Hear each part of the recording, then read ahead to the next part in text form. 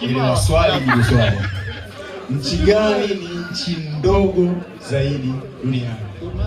Elewa swali, jibu swali. Tuanze wapi kwenye confidence?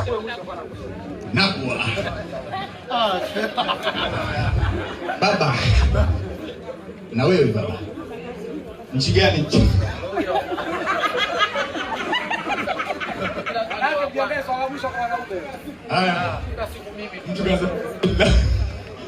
Nchi gani nchi ndogo zaidi duniani? Baadaye elewa swali, jibu swali. Vatican City. Amekosa. Elewa swali, jibu swali. Kiswahili changu ni kizuri sana. LLRR. Nchi gani ni ndogo kuliko duniani? Amekosa. Nchi ndogo duniani. Au ni Peter? Peter. Na nauli baba. Haya. Ndaga sana ndaga. Ndaga. So kiela. Wewe taja nchi. Ndaga.